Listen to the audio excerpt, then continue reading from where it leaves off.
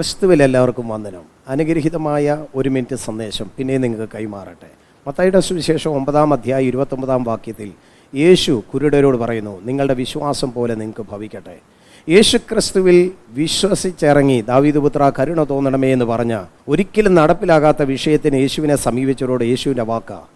എന്നെ കേൾക്കുന്ന പ്രിയപ്പെട്ടവരെ, നിങ്ങളുടെ അസാധ്യമായ വിഷയത്തിൻ്റെ മേൽ യേശു ക്രിസ്തുവിൽ വിശ്വാസം അർപ്പിച്ച് നിങ്ങൾ യേശുവിൻ്റെ അടുക്കലേക്ക് ചെല്ലുമെങ്കിൽ, യേശുവിനോട് നിങ്ങളുടെ ആവശ്യങ്ങളൊക്കെ പറയുമെങ്കിൽ, യേശു നിങ്ങളോട് പറയാനുള്ള സന്ദേശം നിങ്ങളുടെ വിശ്വാസം പോലെ ഭവിക്കട്ടെ. ഈ ചെന്നവർക്ക് അവരുടെ കുരുട്ട് കണ്ണുകളെ തുറന്ന് കാഴ്ച ലഭിക്കുമെന്ന് അവർക്ക് വിശ്വസിക്കാൻ ഇടയായെങ്കിൽ, ഇന്ന് നിങ്ങളുടെ വിഷയത്തിന് മേൽ യേശുവിന് അത്ഭുതം ചെയ്യാൻ കഴിയുമെന്ന് നിങ്ങൾ വിശ്വസിക്കാൻ തയ്യാറായാൽ, യേശു നിങ്ങളോട് പറയും, നിങ്ങളുടെ ആ വിശ്വാസം പോലെ നിങ്ങൾക്ക് ഭവിക്കട്ടെ.